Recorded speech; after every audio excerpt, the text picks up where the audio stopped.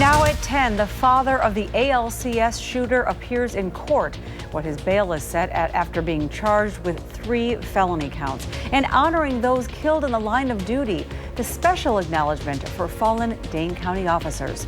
Plus, it's a big weekend for downtown Madison. We'll tell you how a local shop is taking advantage of the occasion. It's all coming up on News 3 now at 10, live from Madison. Good evening, and thanks for joining us, everyone. I'm Sarah Carlson. Eric is off tonight.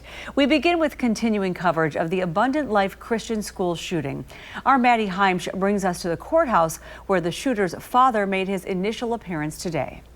District Attorney Ismail Lozan called the case unprecedented as Jeffrey Rupnow made his initial appearance today and bail was set at $20,000. We have 2 deceased victims, multiple gunshot victims, one still in critical condition, all still dealing with the problem. But the defendant, Mr. Rupnow, was not the actual shooter. Rupnow faces 2 counts of intentionally giving a dangerous weapon to a minor, resulting in death, and 1 count of contributing to child delinquency. These facts allege that Mr. Rupnow purchased and provided firearms and allowed unlimited access to the internet to his minor child. Rupnow was arrested Thursday morning. That same day, a criminal complaint revealed that Rupnow was aware of his child's suicidal ideations and mental health challenges. There was no other person who knew the child better than the defendant. And kept numerous guns in a safe in his home, largely available to his daughter. Ozan stating that while Rupnow wasn't the shooter, his, quote, lack of judgment contributed to December's violence. Mr. Rupnow does not have criminal history. Mr. Rupnow has ties to our community. Mr. Rupnow purchased the firearms legally. But Mr. Rupnow, in providing the firearms to a minor child, was responsible for the minor's actions with firearms. Rupnow's status conference was scheduled for June 9th. Reporting in downtown Madison, I'm Maddie Heimsch, News 3 Now. Thank you, Maddie. In other news now, a Reedsburg man is in custody after police say they found drugs and a gun inside his vehicle. Officers stopped the 21-year-old on Viking Drive around 2 in the morning. Police say a search of his car found a loaded gun and cocaine. The man is facing several tentative charges, including operating while under the influence, carrying a concealed weapon, and possession of cocaine. Well, the man linked to the arrest of a Milwaukee County judge appeared in court this week in a deportation case. Federal authorities allege Eduardo Flores Ruiz avoided arrest by ICE with Judge Hannah Dugan's assistance. The judge granted Flores Ruiz's attorney's request to withdraw from separate case involving multiple battery charges. Flores Ruiz's appearance was waived in the county courtroom since he is in federal custody. And I would highlight that among the reasons for that is that this need for a new lawyer is not based on any conduct of Mr. Ruiz. A few hours later, Flores Ruiz appeared in federal court after being indicted by a grand jury. The 30-year-old pleaded not guilty to illegally re-entering the United States. At the Capitol today, Wisconsin law enforcement honored officers killed in the line of duty. And almost 46 years after his death, the family of Dane County traffic officer Harland Arsburn is receiving a special honor. Today, the Dane County Sheriff took a moment to officially acknowledge the family of Officer Arsburn, who was killed back in 1979 when his patrol car was hit by another vehicle. He was 38 years old at the time. His picture has been hanging in the Dane County Sheriff's Office for years, but his family never received the special honor reserved for families of fallen officers until today. We've been coming to the police memorial since it began at this building, and it's just grown and grown, and unfortunately every year there's someone to honor. So thanks to Deputy Haley, we're kind of getting a little moment for our dad. And this wasn't the only fallen officer honored today. This year's honor roll included Beloit police officer Daniel J. Daly, bringing the total number of names on that list to 294. Well, it's set to be a very warm weekend and beautiful in southern Wisconsin. Chief Meteorologist Alex Harrington joins us from our Madison weather patio with the high temperatures and still beautiful out there tonight. It's gorgeous out here, peaceful out here. Temperatures in the 50s to around 60 across all of southern Wisconsin. And you said it there, Sarah. there. Look at that, 74 for high in Madison tomorrow. A little cooler to the east towards Lake Michigan. That's common for this time of year. A little warmer to the west, upper 70s, and that's a hint of things to come as we go towards Mother's Day. High temperatures of 77, sunny and mild, and add this there.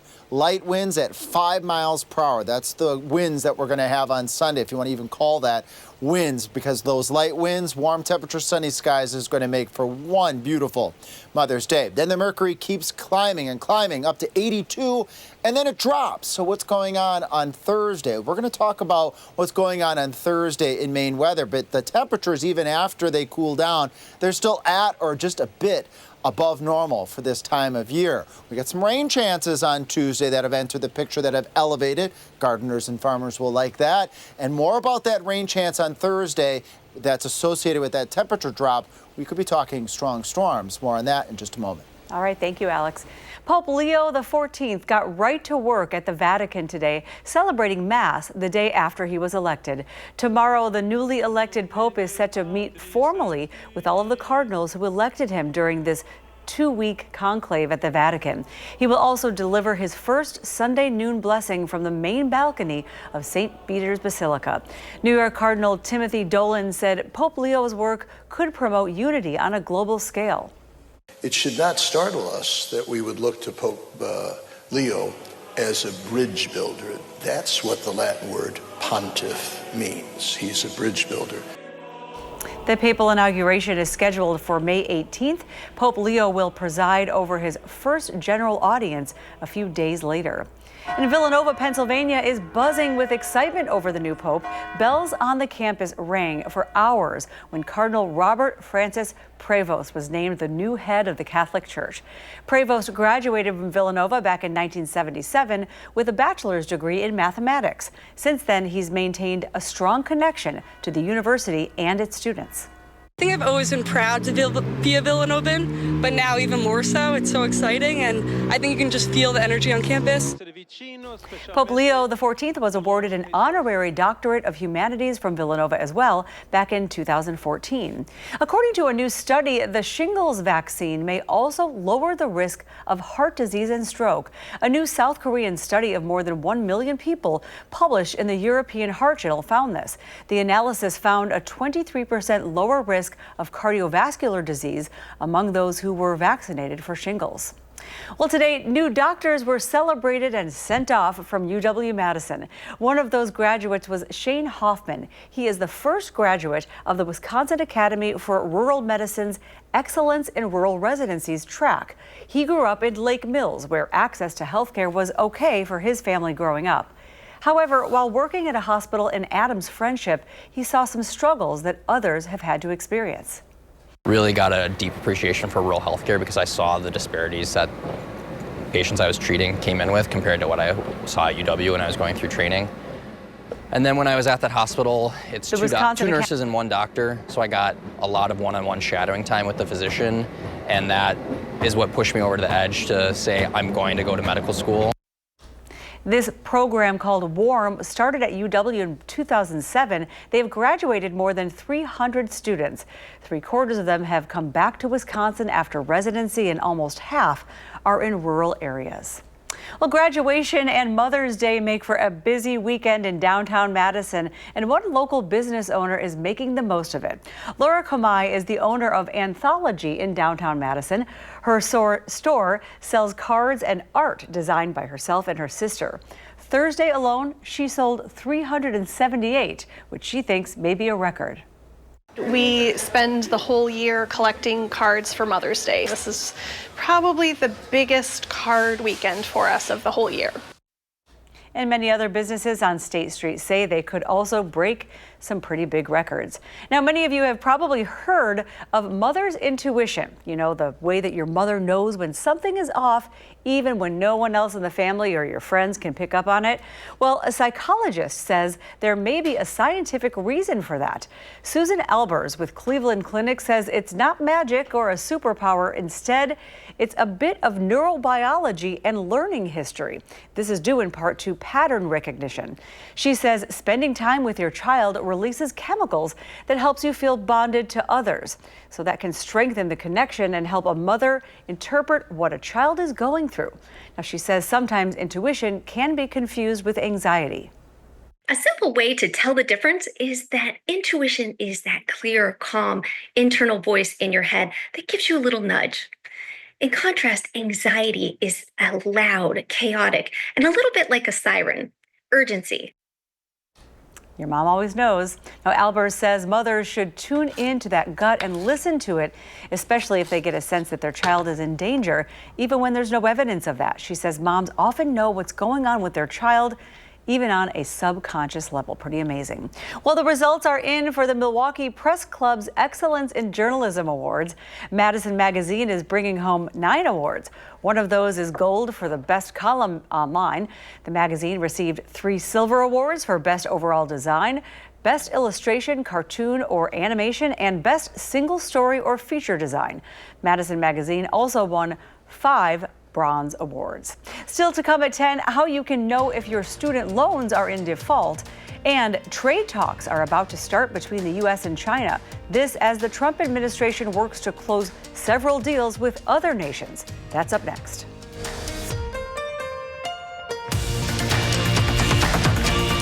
Welcome back, everyone. A judge in Southern California today delayed a resentencing hearing for the Menendez brothers. This comes after defense attorneys dropped a motion to have the district attorney removed from the case.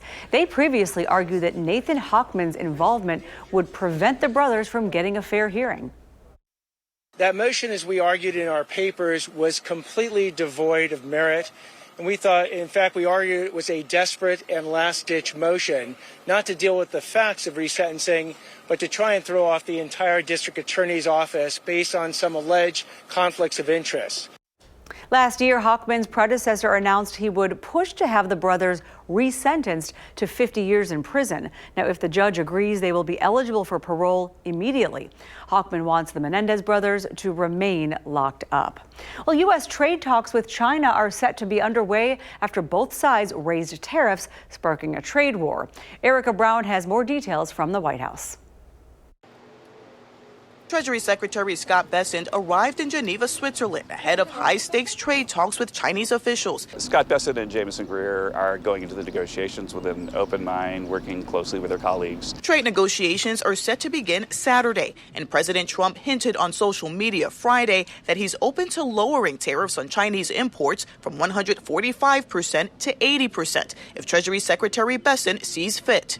But White House officials cautioned any change depends on the outcome of the talks. He is not going to unilaterally bring down tariffs on China. We need to see concessions from them as well. And again, that's part of the reason that Secretary Bessent is going to talk to his Chinese counterparts this weekend. In addition to trade talks with China, the White House says they're in negotiations with close to 24 other trade partners. All of this happened because of President Trump's implementation of powerful tariffs to end the era of economic surrender and rebalance America's trading agreements. The administration says several new deals are close to being completed. There's so many deals that are close, and some are easier than others. I think the deal with India was especially complex, but it looks like it's getting close to the finish line. The United Kingdom was the first to secure a deal, with the president announcing that agreement in the Oval Office Thursday.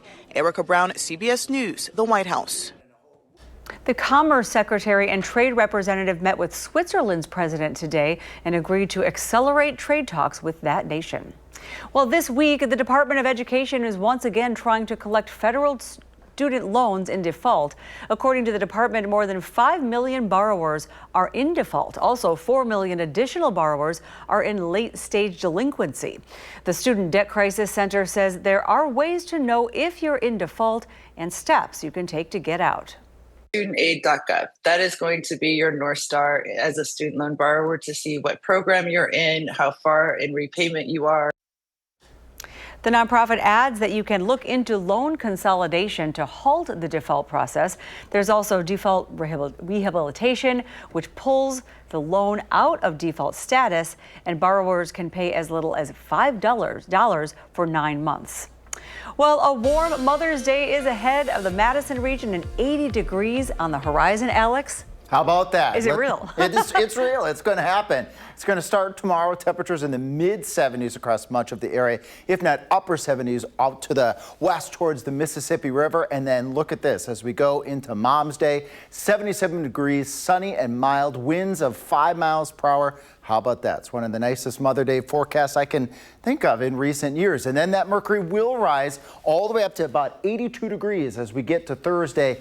And some changes are in the forecast. There's a front that we're going to be tracking here in just a bit. Got some rain chances entering the forecast on Tuesday, higher chances as we go on into Thursday. Let's do this together here. Let's use Future Track to show those shower and thunderstorm chances. These are the pop-up variety as we go into Tuesday afternoon with the heat of the day. As we go into Tuesday night, the heat goes away and the showers go away, and then they come back on Wednesday. I don't think we'll have much in the way of thunderstorms on Wednesday, but better chances for thunderstorms as we go on into Thursday as a cold front moves through the area. We have the combination of humidity. We have the combination of warm temperatures on Thursday up to 82. We're looking at some twist in the atmosphere. We could be looking at a couple of stronger storms as we go into Thursday afternoon, evening. And the First Warn Weather Team will be first to let you know if that will likely materialize. Hopefully it won't. Water amounts over the course of the next 10 days, quarter inch, half inch. But this has been modulating up and down. This is still a 10-day forecast. The good news is we at least have rain chances in the forecast when just a couple days ago it was looking like it was going to be mostly a dry 10 days. So that's certainly good. And as we go further out into May, the likelihood of us having above normal water chances is there. So we do have more options and opportunities for having some precipitation as we go a little bit further out into May. Current temperature 53 in Madison, 55 in Lone Rock. Well, we still have a sprinkling of 60s out there. Overnight low temperatures tonight are going to be just a degree or two shy of where we're at right now. 53 again at the airport, but as warm as 57 on the other side of the Wisconsin River Valley in Sauk City. Overnight lows tonight, upper 40s to the lower 50s. If you're daring, maybe crack the window open if that's warm enough for you tonight. For me, that is warm enough to have a little bit of fresh air. And look at that. There's another repeat of those 70s by day to near 80 in some cases, 60 by night. That's more of a June, July type forecast. I know. And we're barely even in the middle of May. Well, let's add some more good stuff here to end out the week here. Thanks, Peggy, from Blue Mound sending us this sunrise photo. And if you're sitting at home right now, if you have your phone, I'm pretty sure you have your phone by you. Take your phone, scan that QR code, and if you ever want to send us any weather photos and we can showcase them on air, all you got to do is just scan the QR code. It links it right up to our First Warn Weather app. Submit, and then I'll show your photo on air. And we have so many beautiful nights ahead. Yeah. Sunsets and sunrises, we'll take them. Yes, and maybe a rainbow or two with some of the rain showers. Maybe on Mother's Day. Yes, not a Mother's Day, dry Mother's Day. Oh, okay, that's right. But a beautiful sunny Mother's Day. Let's see those pictures too. I'll be imagining a rainbow that day. Sounds good. Thank you, Alex. So Zach, we had a big day in Wisconsin women's hockey. Yeah, I think Mark Johnson's probably still smiling right now because coming up in sports, a pair of Badgers are back for another skate in Madison. Who's returning to Wisconsin? Find out next on News 3 Now. Right now, Mark Johnson is probably listening to Taylor Swift's Stay, Stay, Stay on repeat after hearing the news that resident Swiftie Lacey Eden is going to return to Wisconsin for one more year. But she's not the only one. Teammate Marianne Picard also announced that she's coming back. Now, Eden finished with 57 points last season, 24 goals and 33 assists, while Picard tallied 18 points as a Badger. After 3 first-round exits in the playoffs, the thought is that Giannis is going to leave Milwaukee and go to a team that has a roster ready to win an NBA championship. Now, the Greek Freak hasn't addressed those trade rumors, but his teammate Bobby Portis shared his thoughts on Run It Back today, and he thinks Giannis probably going to stay in the 4-1-4 for at least another season. I just think, man, that Giannis bleed green, though. I think he bleed green, man. I think he bleeds, loyalty. I think he bleeds, wanting that Tim Duncan, Kobe-esque type career, Steph Curry type career where they play with one franchise. Brewers back on the road, opening up a 3-game series with the Rays. 8th inning, they're down a run, and Rhys Hoskins drops one into the outfield. And check out the hustle by Bryce Terang. That ties the game up at 3, but the tie wouldn't last long. Bottom of the frame, the Rays load the bases, and score the game winner on a walk. That just can't happen. Brewers fall 4-3, the final. And it was day 2 of the WIAC baseball tournament, and for the second straight day, Platteville and Whitewater met, but this time it was an elimination game. The Warhawks took down the Pioneers 13-0 in 7 innings. So Whitewater is going to head back to the championship game. They'll face Oshkosh tomorrow morning. Well, staying on the diamond, a trio of Badger softball players earned all-conference honors. Freshman phenom Kendra Lewis made the All-Big Ten first team after posting the 6th best batting average in program history. Teammate Danielle Lucy was named to the league's all-defensive team, and Hillary Blomberg was tabbed an All-Big Ten second teamer. Well, the WIAC softball tournament also underway, and Platteville is moving on. They shut out UWL 9-0. The Pioneers will face Whitewater tomorrow morning, with the winner advancing to the championship game. And yesterday, we told you Hunter Wohler was in the building in Indy ahead of his first day of rookie minicamp. Well, today, the former Badger signed on the dotted line to officially become a Colt. Now, the safety will take the field with a new team and a new number 2, wearing number 30 this season for Indianapolis. You're watching News 3 Now at 10.